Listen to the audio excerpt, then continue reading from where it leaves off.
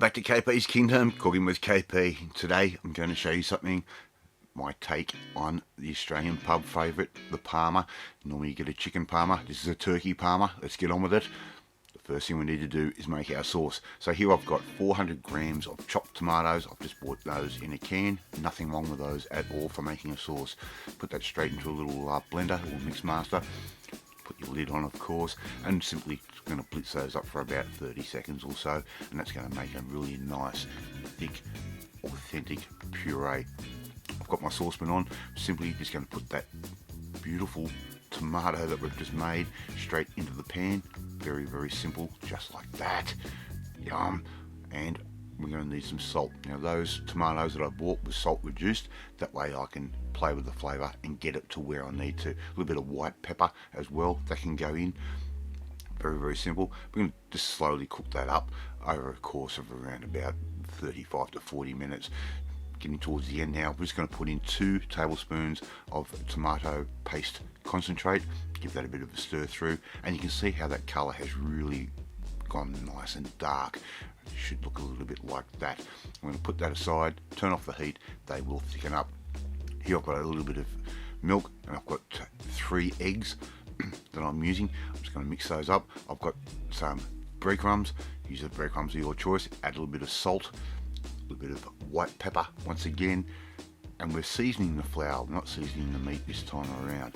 So there goes our white pepper, and by doing it this way, we can actually get a little bit more flavour into it. Add some black pepper as well, already pre-ground. Doesn't really matter for this particular one.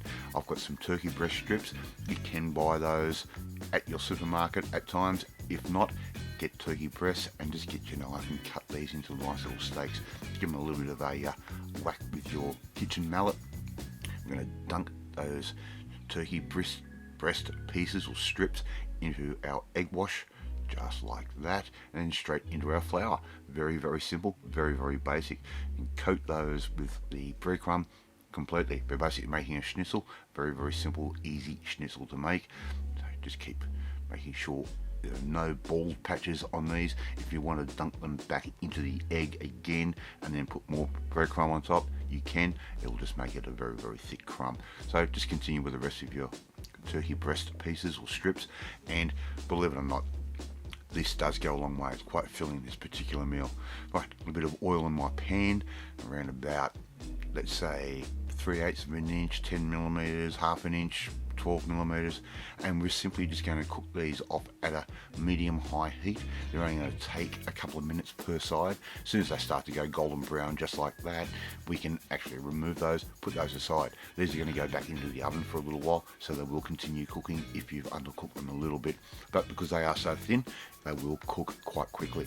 So just make sure you whack them with that mallet and get them nice and thin, like I've done there with that beautiful thin schnitzel that we've just made up. Okay, just continue with the rest of your pieces until they're all cooked. I don't know how many you want to make. I'm making 4 for tonight, it'll be 2 each. Believe it or not, that'll also be enough for lunch tomorrow. They are so filling. The turkey is such a beautiful, dense meat, and it's also very, very tender if you treat it right, which we have done. Right, put those aside. We've got that sauce that is actually thickened up, as it's called. We're going to spoon our sauce straight over the top, and if you haven't had a chicken Parma before, you might not be in the same country that I am. This is a pub staple. There's no everyone goes for a chicken Parma with a beer. Just pour that straight over the top like that. That's beautiful sauce. Now I've got them all sitting fairly close together. I'm going to cover these with cheese. Now you can use a Parmesan cheese grated if you want to. I want to go something a little bit different. I'm using a Musdum cheese. It's actually a little bit more tart. It's got a little bit more bite to it than Jarlsberg, but it's also got that beautiful melting point that a Jarlsberg has as well. So just cover those as you see fit, just like that. You could even use a grated cheese if you want to.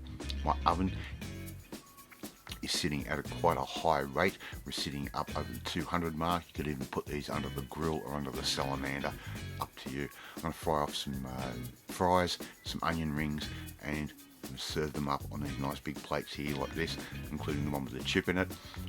and there you go, KP's Turkey Parmas. Alright, thank you so much for watching this video. I really do appreciate it. If you like this video, hit that like button, gives me confidence, should make you feel warm and fuzzy too. Please share this video with all your friends on all platforms of social media. We're trying to grow the channel, and I'm going to show you how to make nice beautiful pub food like this.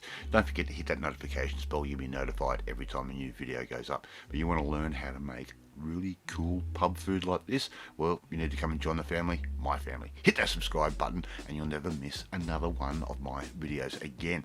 Alright, I'm off to eat my chicken parma and my little fries, and I will catch you next time. Bye!